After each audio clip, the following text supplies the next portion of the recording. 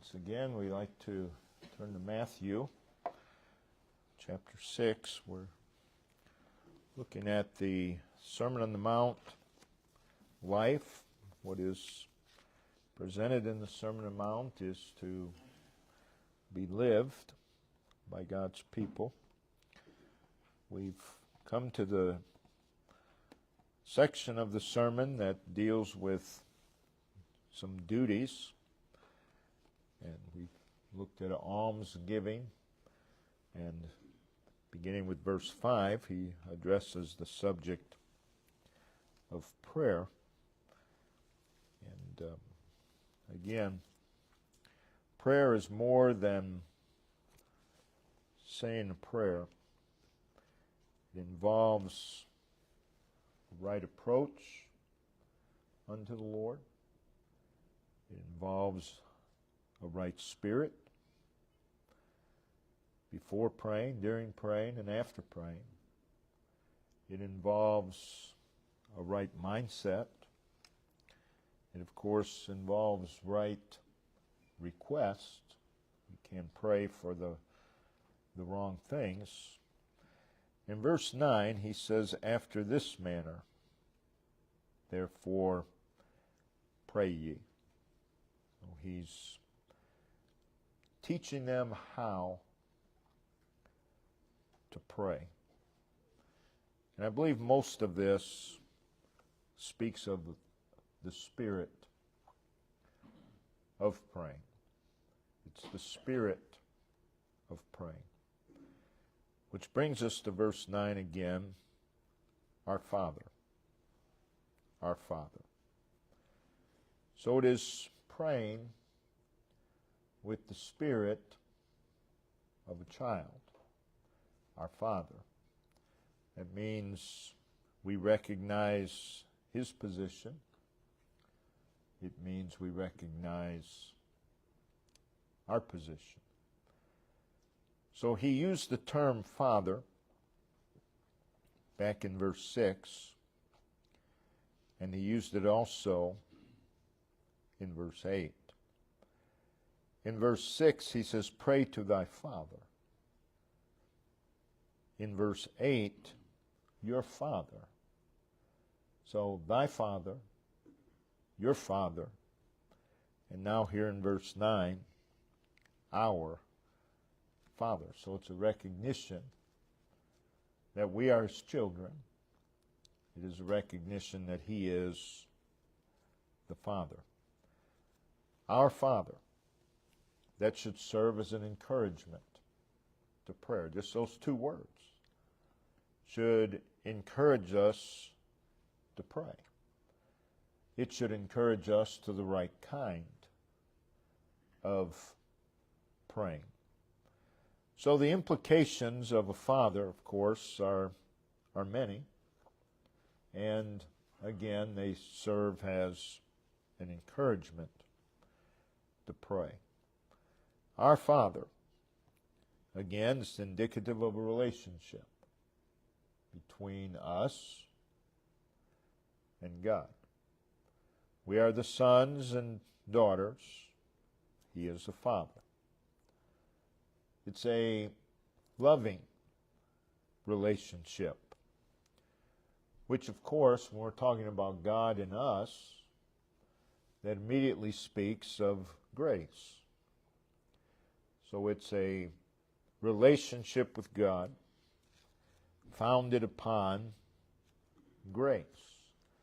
The fact that He is our Father speaks of the fact that reconciliation has taken place between us and Him, which again should be an encouragement to pray.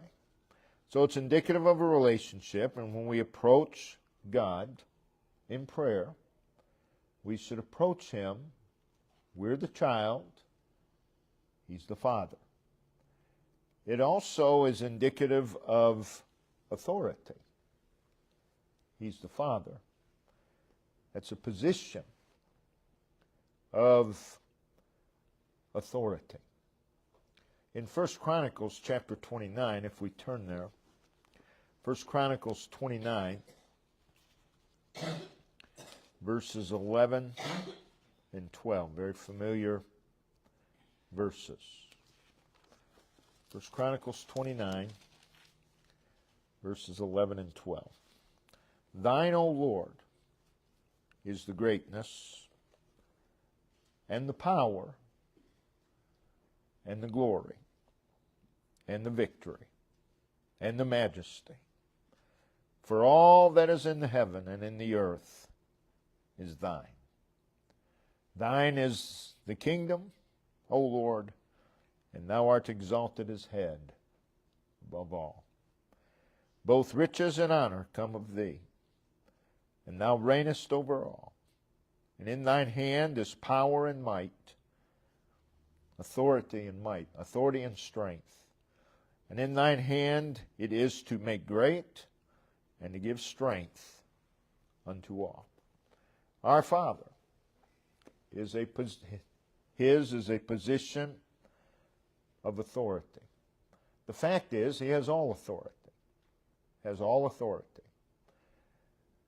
over everything, which again should serve as an encouragement to pray.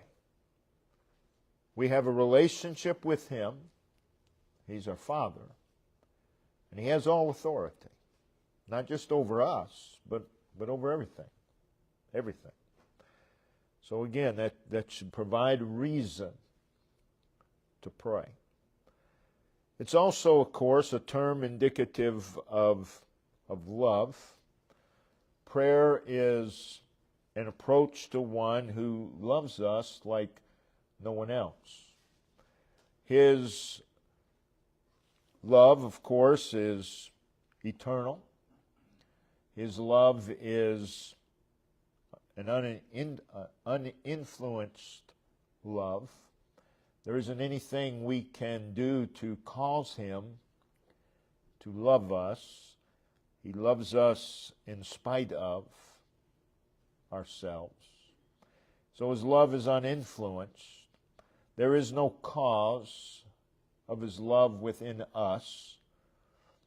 There is no motive or inducement of God's love outside of himself. Nothing in us prompts his love. We love him because he first loved us. 1 John 4. It's a free love, which goes without saying. Again, we can't earn it. He said in Hosea 14:4, I will love you freely. It's a free love, unconditional love. It's immutable. That is, it does not change. God's love, and by being immutable, that means more than his love is eternal. His love is eternal. That is, it always is. But his love is immutable. It doesn't change. He doesn't love us more. He doesn't love us less. He loves us. It's immutable. An immutable love. There isn't anything you can do to cause him to love you more. There isn't anything you can do to cause him to love you less. His love, of course, is inseparable. It's irrevocable, which goes along with his love is eternal. His love is infinite. It cannot be measured. But not only is prayer, not only do we approach one who loves us, but again, our Father. We know he loves us, but our approach is in love as well. We approach him because we love him. He loves us, we love him. Again, we love him because he first loved us. The fact that God has a deep and abiding love for his children, again, provides a reason to approach him in prayer. Our Father, that's indicative of fellowship the one that we pray to, we have fellowship with. That is, love is there's a fellowship that exists between father and child. It's based on a relationship. And so it is with us and God. So prayer is more than making requests of God. It's much more than that. It's fellowship with God. It's communing with God. It is a sharing together with God. Part of prayer is listening to what God has to say. You talk, God talks. Sometimes we might do most of the talking. Other times, be best to just be quiet and listen. Prayer is communion with God. This, of course, results in great joy. 1 John chapter 1, verses 3 and 4. The fact that a child of God can enter into fellowship with the God of the universe is a reason to approach Him in prayer. The term Our Father is indicative of He will hear us. We have confidence that if we go to God, present our request to God, God will hear. He's our Father.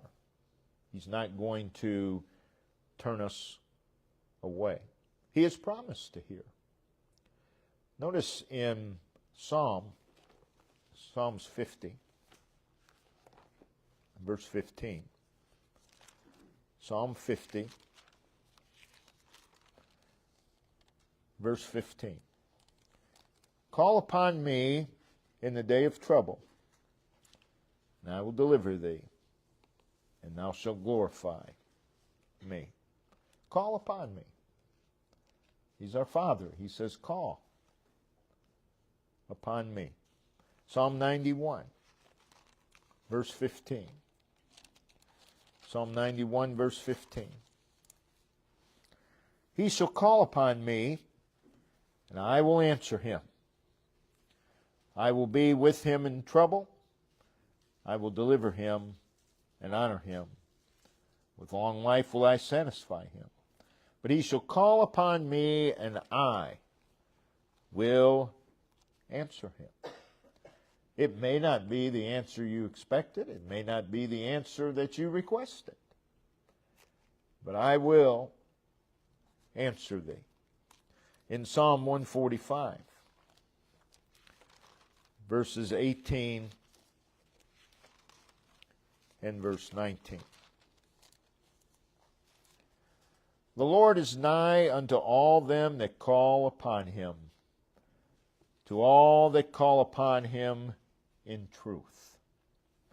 He will fulfill the desire of them that fear him. He also will hear their cry and will save them. He's our Father, and he hears. In Isaiah 65, Isaiah 65, verse 24. And it shall come to pass that before they call, I will answer. And while they are yet speaking, I will hear. Again, he hears. Jeremiah 33. Jeremiah 33. And verse 3. Call unto me, and I will answer thee, and show thee great and mighty things, which thou knowest not. So that God is a God that hears the cries of his children is just another reason to approach him in prayer. Our Father, that's indicative of his care. It's indicative of the fact that he will provide the needs of his child. Over in Matthew 7, which also was a part of the Sermon on the Mount, and we'll address that when we get there, but notice beginning with verse 7, ask, and it shall be given you. Seek, and you shall find. Knock, and it shall be opened unto you. For everyone that asketh receiveth, and he that seeketh findeth, and to him that knocketh it shall be opened. Or what man is there of you, whom if his son ask bread, will he give him a stone? Is he going to mock him? No. Or if he ask a fish, will he give him a serpent? If ye then, being evil, know how to give good gifts unto your children, how much more shall your Father, there it is again, your Father, which is in heaven, give good things to them that ask him. Our Father is indicative of that we can cast our care upon him, for he careth for us, 1 Peter 5, verse 7. It's a term indicative of his guidance. He will provide education. He will provide guidance for his children. He is the omniscient teacher and guide. And again, this provides another reason to pray. He's not going to teach his children incorrectly. He's not going to tell them falsehood. He's going to lead them in the truth. It is a term indicative of his consolation. A father will console his children, and so God is the consoler of his children. The consolations of God are always timely, always effective, always what we need. And God does not comfort like man. Man, many times, the comfort will lie to someone. God doesn't do that. God speaks truth. The fact that God is a God of great consolation is a reason to approach God. So, our Father, that speaks of his position. But it also speaks of the character of those who come to him in prayer. It not only reveals that God can be approached. He's our Father. That immediately says we can approach him. We can approach him. But there is also, on the other side of that, there is the desire in the heart of his children to approach him. He is our Father. That means we can approach him. He is our Father. That means that we should desire to approach him. When the child of God recognizes God is their Father, that truly gets a hold of them. God is my Father. When we truly grasp that, prayerful communion with him becomes natural to our life. It becomes a natural part of our life, just as a child will talk to a parent. It's a natural thing. It's a natural thing. And we see when we get a hold of that, or it gets a hold of us, then prayerful communion will be a natural part of our life. Again, I think of Nehemiah chapter 1, verse 2, I believe it is. So Nehemiah prayed. It was natural for him to do. So Nehemiah prayed. And that ought to be the natural thing. He is the Father, we are the children. And we are to approach him in prayer with the spirit of a child. The spirit of a little child. Approaching God with the spirit of a child means that we approach him with faith and trust. And they're not the same. We approach him with faith and trust. faith is a believing God. Now there's many aspects of that, trust being one of them. But faith believes in the Lord's ability. Faith believes God can. Faith believes God will. So faith believes in the Lord's ability. As a result, cries out to the Lord. Why do so many of God's people, God's the last resort? Because they don't really believe God's ability. He's basically a fire escape. Try everything else, and well, I guess we'll try God. But faith believes in God's ability. And that kind of faith is an absolute necessity to real praying. Notice in Matthew chapter 21, Matthew 21, verse 22. And all things whatsoever ye shall ask in prayer, believing, that's faith, ye shall receive. Now notice over in Hebrews 11, again, very familiar verse, Hebrews 11, verse 6. Hebrews 11, verse 6. But without faith it is impossible to please him.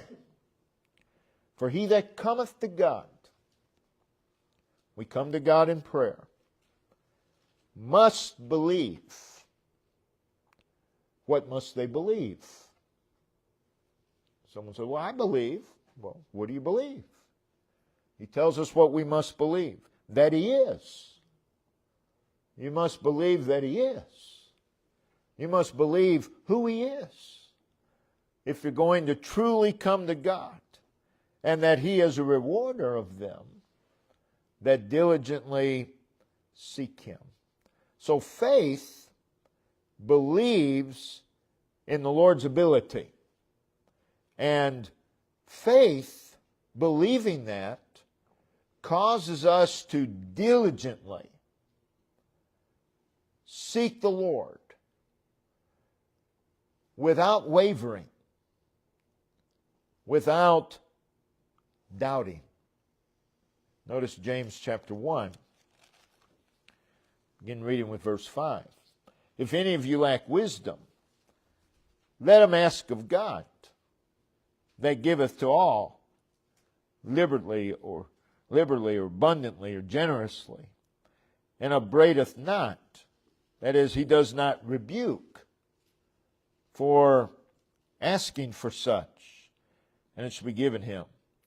But let him ask in faith, believing that God is. Hebrews 11:6 again. That's what it means to ask in faith. We believe that God is. We believe in his ability. Nothing wavering. For he that wavereth is like a wave of the sea, driven with the wind and tossed.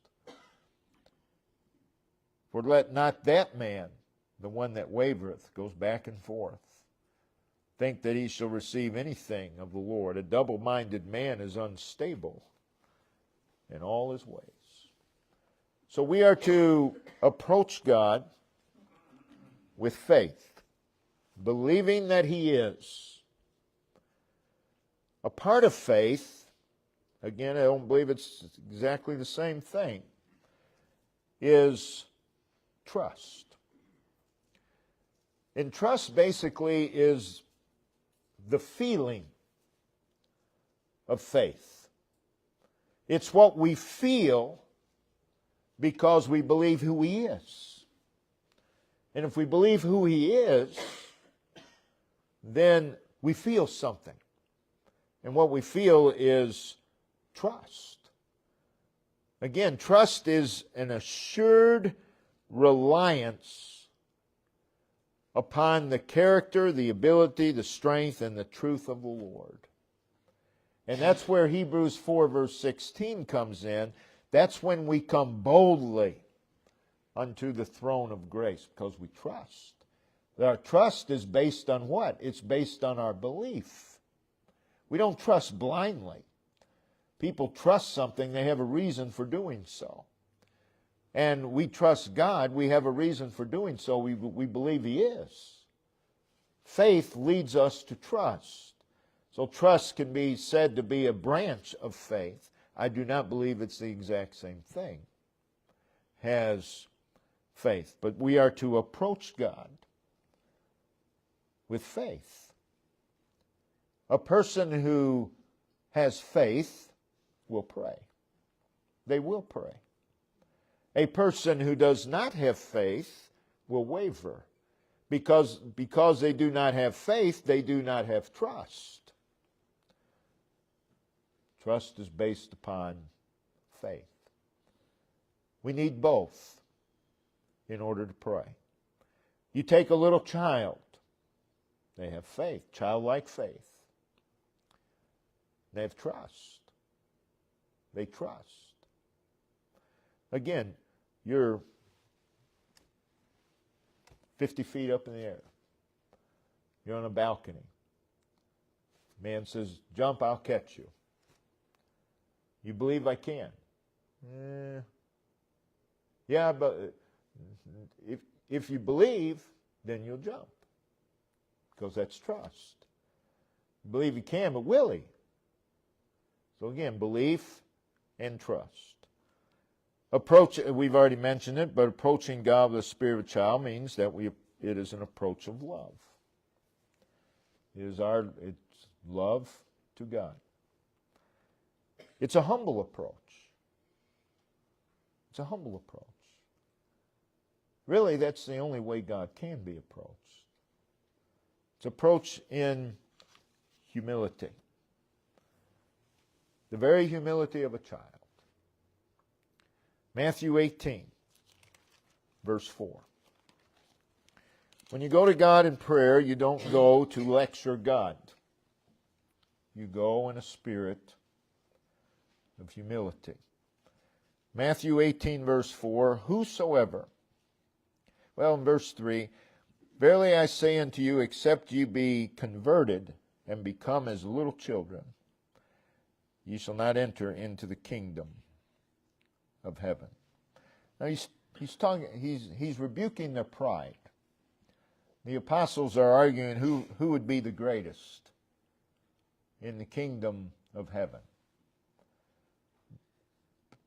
People might think today God's people would say, well, that's ridiculous. God's people do the same thing. They just don't use the term greatest. They'll say, well, who's going to have this reward? Who's going to have... Same thing. That's what they're discussing.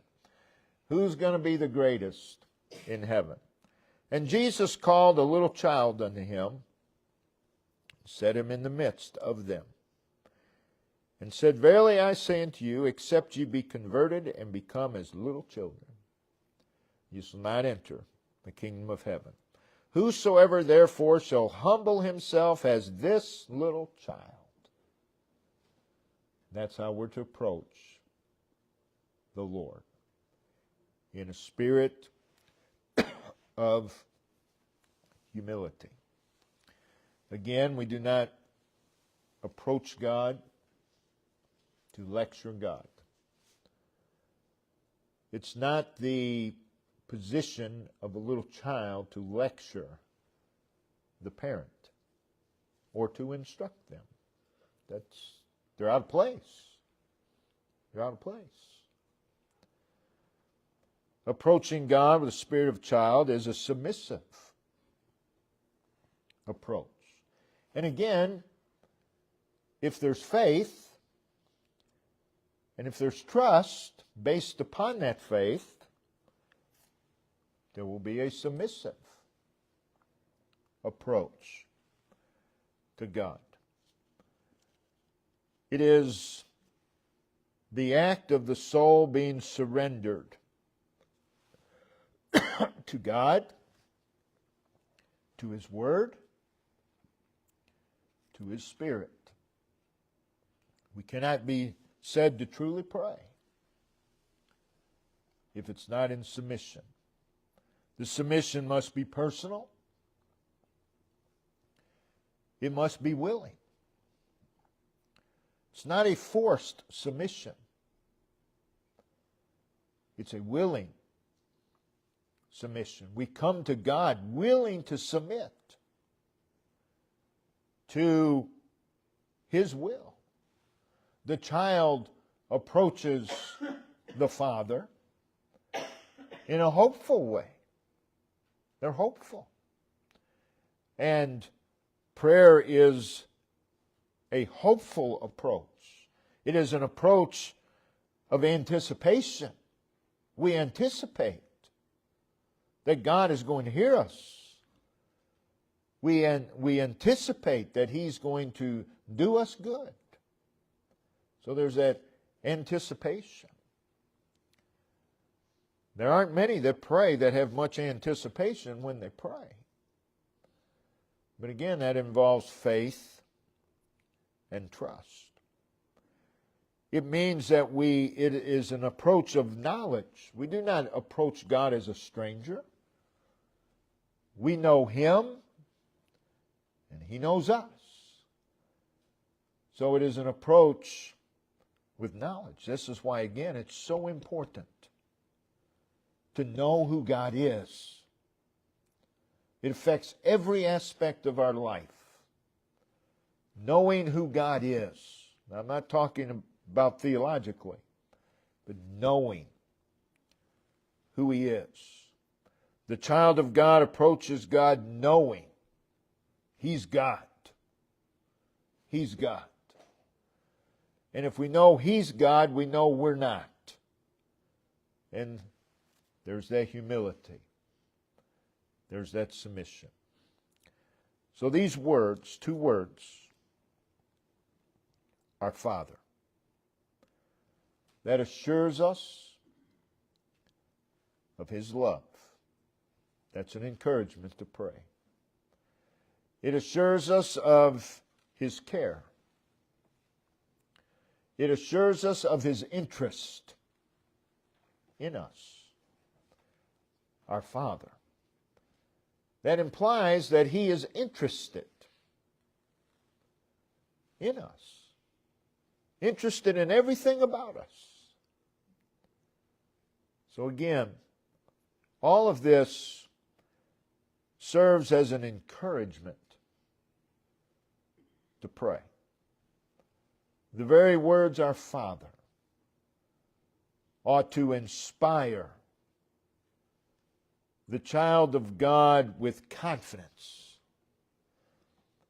in the efficacy of prayer. We're confident. We're confident in Him. We may ask the wrong thing. We may ask something contrary to His will. But we're confident that He will do what's right and that He will do His will. So again, prayer just cannot overestimate the privilege of prayer, the opportunity of prayer. We do not pray to change God. God's perfect. Who are we to change God? Prayer doesn't change God. Prayer should change us. It should change us. It brings our heart into submission with His will. And if we're praying right, prayer changes us. Prayer changes us. We need to know who He is. And if you know who He is, Why would you want him to change? The very fact that someone wants God to change, it is a plain, clear declaration that they don't believe who he is. So may we always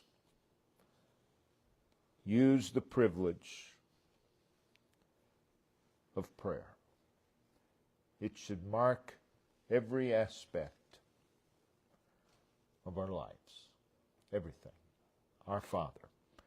Next week we'll look at our Father, which art in heaven. Our Father, which art in heaven. Brother Ben, if you'll come and lead us in verses Psalm